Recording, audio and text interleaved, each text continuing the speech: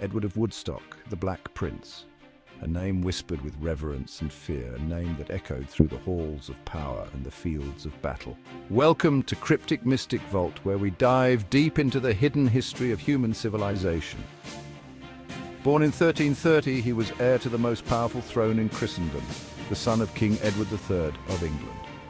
His birth was a momentous event celebrated across the kingdom. From his birth, destiny marked him for greatness. The stars seemed to align for this young prince, destined to leave an indelible mark on history. His bloodline boasted warriors, statesmen, and conquerors. He was born into a lineage that had shaped the course of nations. He was the epitome of chivalry, the flower of English knighthood. His valor and honor were unmatched, setting a standard for all who followed. Yet beneath the polished armor, a heart of iron beat. His resolve was unyielding, his spirit indomitable. He was a prince of paradox, a man of war and piety, of chivalry and ruthlessness. His dual nature made him both revered and feared. Edward's birthright was the 100 Years' War, a brutal struggle for supremacy between England and France. This conflict would shape his destiny and define his legacy. He would grow up under the long shadow of this conflict, a conflict that would define his life and cement his legend. The war was his crucible, forging him into a formidable leader. His story is not just one of battles and conquests, but of a prince who embodied the contradictions of his age. He was a man of his time, yet he transcended it. His life was a tapestry woven from threads of glory and tragedy, of chivalry and brutality. Each thread told a story of triumph and sorrow. He was a radiant figure on the battlefield, a beacon of courage and military genius. His presence inspired his men and struck fear into his enemies, but he was also a prince of shadows, a man haunted by the spectre of war and the weight of his own ambition. The battles he fought left scars on his soul. Edward of Woodstock was more than just a prince. He was a legend, a symbol of an era. His name became synonymous with the ideals and contradictions of his time. He was the Black Prince, a figure who continues to captivate and inspire, a testament to the enduring power of history and legend. Edward's upbringing was far from the pampered existence one might expect of a royal prince. He was schooled in the arts of war and peace, trained to be a leader of men and a paragon of chivalry. From a young age, he learned to ride, to hunt, to wield a sword. He was tutored in the code of chivalry, a code that emphasized courage, loyalty, and honor. His education was not confined to the training grounds. Edward learned statecraft at his father's side, observing the intricacies of diplomacy and the delicate balance of power. He was groomed for leadership, taught to command with confidence and rule with justice. By the time he reached manhood, Edward was already a seasoned warrior, his skills honed on the fields of France.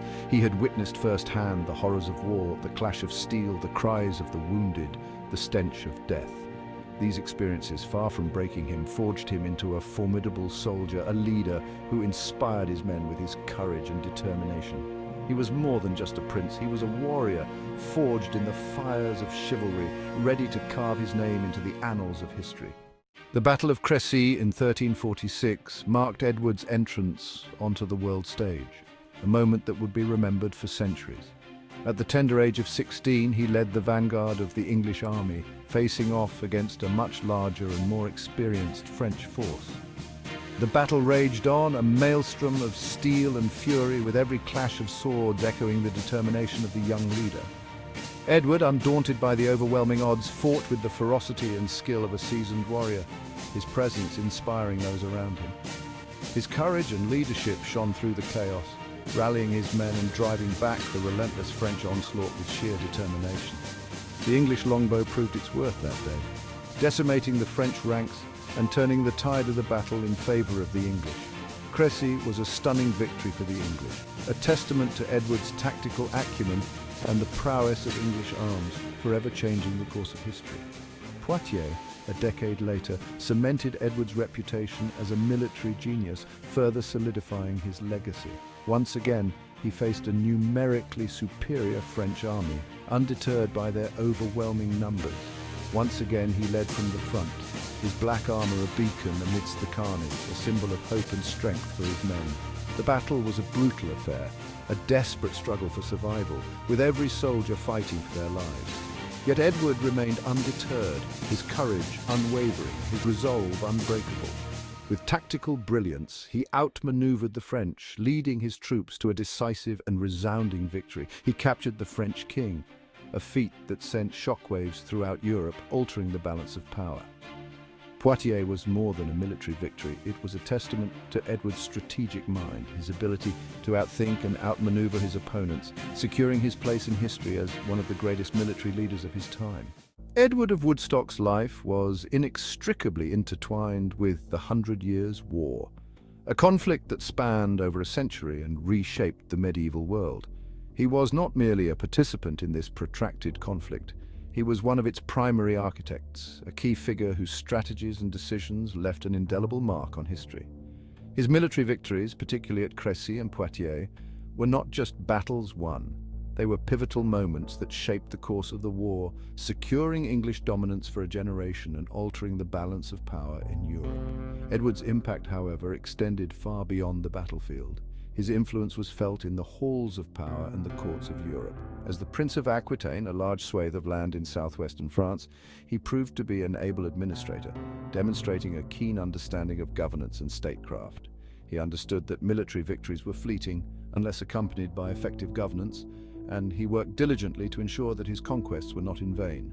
He implemented policies designed to solidify English control over Aquitaine, focusing on stability and long-term prosperity. He fostered trade, cultivated alliances, and worked tirelessly to maintain order, recognizing that economic strength was as crucial as military might. Though a warrior at heart, Edward recognized the importance of diplomacy and administration in securing lasting peace, balancing his martial prowess with statesmanship. However, his brutal sack of Limoges in 1370, in retaliation for the city's defection to the French, tarnished his reputation and cast a shadow over his legacy. This act of cruelty, though consistent with the brutal realities of medieval warfare, served as a stark counterpoint to his image as a chivalrous knight, revealing the darker aspects of his character. It highlighted the complexities of his character, the inherent contradictions within a man who could be both merciful and ruthless, a champion of chivalry and an instrument of war's brutal logic, embodying the duality of medieval knighthood. Don't forget to like, comment, share, and subscribe for more mind-blowing discoveries and thrilling adventures into the past.